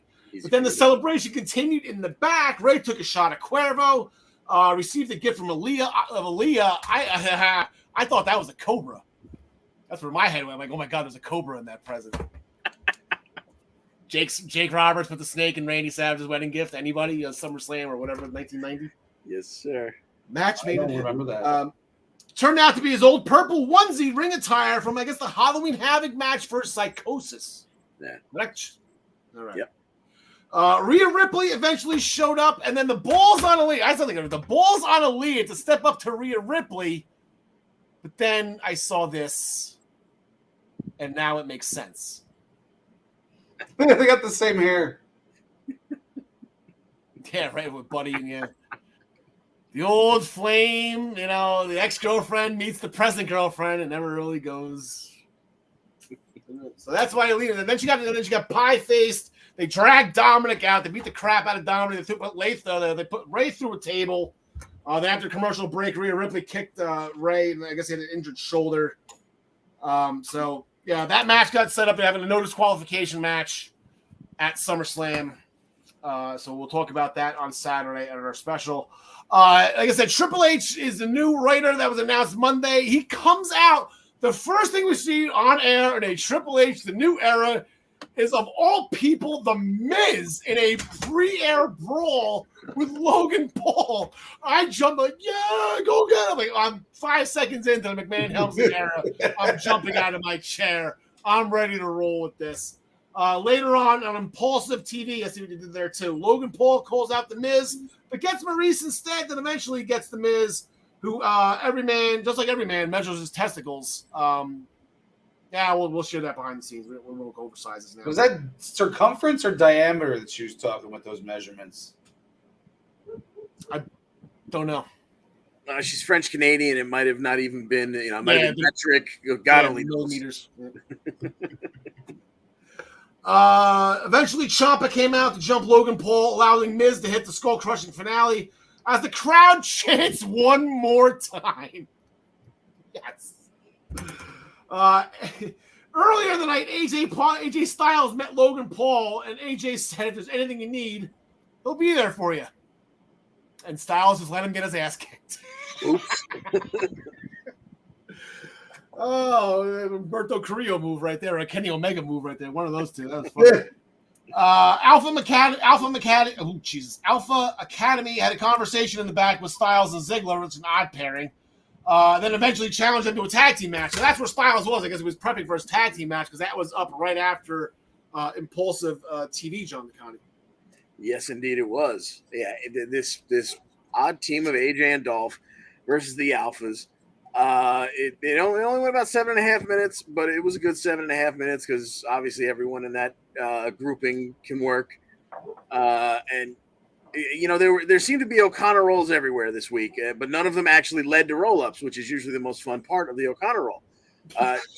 Chad kind of forced AJ into the corner. O'Connor rolled out of it. AJ shook him off, and Chad stumbled right backwards into Dolph, who was actually the legal man. Chad had not seen the blind tag. He got zigzagged. 1, 2, 3. AJ and Dolph get the victory over the Alphas. Another key moment on the show last night that I got excited for, that a new era has happened. Bianca Belair's in-ring promo was immediately interrupted before she even got a word out. Immediately interrupted by Becky Lynch. Came out and they just started fighting. Like, there was no talking. Like, they had a little. I'm the biggest. I'm the back. Like, Bianca didn't really say anything, and Becky, they just started punching each other and they just went at it in an impressive brawl. They were throwing each other around. That was absolutely great. I'm now excited for that match more so than I was before for SummerSlam weekend. Yes, John McConney. The best part of that was they brawled, they got separated, they went to the next segment, and we didn't see either of them for the rest of the night. Hashtag McMahon Helmsley era. Get excited, boys. Get excited. There was a backstage interview with Alexa Bliss. She had a warning to both Bianca and Becky that she wants to be back on top of the women's division. She went out and had a win against Doudrop in a better than match than I probably would have expected a week ago. Again, hashtag McMahon Helms the other. They got 4.5 minutes, probably 3.5 minutes longer than they probably would have got. And Alexa Bliss came out with the win with her DDT. I guess Doudrop had her for like a Rikishi driver. And Alessa turned out of it, hit her patent DDT for the win. And then John Smith, I know you got all excited about Cody Rhodes winning an SB for a WWE Moment of the Year. Now you can put your sign up. Why did I have to see him on my television? Cody's trash. Cody is trash. So that will do it for our show today, boys. That was a lot of fun. Let's there you go. So we have the Eastern Observer logo coming up. Yeah, it's right there right now. That will do it for this week's show. As we head in to SummerSlam, we have a fun night tonight at NXT as always. A fun week of wrestling, but a lot of matches. I'm excited as we saw a lot of winners. Us moments as I put the SummerSlam card. John DeConnie, how are you looking forward to SummerSlam right now? The card that you say. I'm very much looking forward to it because I'm not sure I can pick a single match on it with any real amount of confidence. So yeah, that's good to me. Yeah, other than Roman Reigns, John Smith, I'm having a hard time with this card right now. Yeah, absolutely. I agree with those sentiments. I was going to say I agree with exactly what John said, except for the main event, because I'll say it every week. Roman ain't lose until he gets that 1,000 days, and that's at the end of May. End of next May, yeah, and it's going to have 300. Yeah, exactly. Well, yeah, for May that's coming up next. Yeah, it's upcoming. Point of note: SummerSlam, they were saying last night, is day 699. So like that next night on Raw or next week on Raw, whatever the hell it is day 700. Does he stop him short of 700 days? Is there someone who has a streak that's right around there that would be a reason for them to stop it? I don't think so, but I thought it was odd, interesting that it was right there at 699, 700. Well, I got ahead of myself. Here are the Raw roll-ups. Last week I said it was a pretty light week. Normally the women have been taking over the past couple of weeks. This week, Wheeler Yuta stole the show. He got two of them. One on Dynamite on Chuck Taylor, the other one on Daniel Garcia at Death Before the Dishonor. Lee Moriarty had one as well on Rampage. So AEW +2 for them. Look at Ring of Honor! A little bit late. Little late to the show, but they're showing that they want to play. Wheeler Yuta is now tied with Dana Brooke, one behind Xavier Woods for the overall lead for wins, and The Miz and Tamina, they're still on the loser board for most losses. So now we can go to the primetime rundown. The regular season program is included, and it's resumed its second summer schedule every Monday at 7 p.m. Join Joey Jarzanka, Ian Schreier, Mike Zabo, Rob DeLuca. Shout out to Rob DeLuca. I spotted a Jersey guy last night. He had a guest appearance last night on the Primetime Rundown. You never know when these special guests will pop up. We did see Rob back on the screen last night. Join Joe Jarzanka, Ian Schreier, Mike Zabo as they bring you the world of sports on Monday nights through the thick of the summer right here on the Eastern Observer. Do you have an interest in becoming a sports reporter? Would you like to be asking high-profile coaches and players questions in person? Are you a college student looking to break into the sports media industry and looking to write about your favorite team? The Eastern Observer is looking for interested candidates to join the family for college credit. College credit, kids! No joke, this is good stuff. This is good stuff. Which I didn't let's go further. Yeah, look no further. Aspiring writers, social media specialists, content creators, etc. can inquire by emailing eosports3@gmail.com. We're looking forward to having you join the Eastern Observer family. Black Cats NYC, the official band of the Eastern Observer, their album Free Cake is out now. Anywhere that you get your music, any music provider, you can get the Black Cats NYC's album Free Cake out now. Play loud. As always, the Essential Wrestling podcast is sponsored by Pro Wrestling Pick'em, the internet leader in sports entertainment pick'em pools. Join us in the Essential Wrestling Podcast public pool to play against us or create a private pool with you and your friends. ProWrestlingPick'em.com. Play against your friends, play against the universe, and guys, she will like it too. Join us back here next week for episode 112 at 5 p.m. on all of our viewing options. While you are here watching and listening, please make sure that you like this episode and subscribe to the Eastern Observer to make sure you get all of the updates on our shows and news articles. Ladies and gentlemen, hit that like button and subscribe. It is all about the algorithm. And be sure to join us on Saturday, this Saturday, July 30th at 2 p.m., where we will be live, as always, for our Essential Wrestling Podcast SummerSlam special. We would love for you, we would love for us to be your afternoon pre-show before the hottest party of the summer. And that will do it. John DeConnie, anything for you before we get out of here? Negative, sir. John Smith. No, still not wearing any pants, just shorts. I like to hear. He's ready for a pants on. Alexa Bliss, we love you. Larry Steve, forever in our hearts. John DeConnie, take us home. Thanks for joining us. And as always, we wish you the best in all your future endeavors. Been waiting. I can't even tell you how long I've been waiting for this.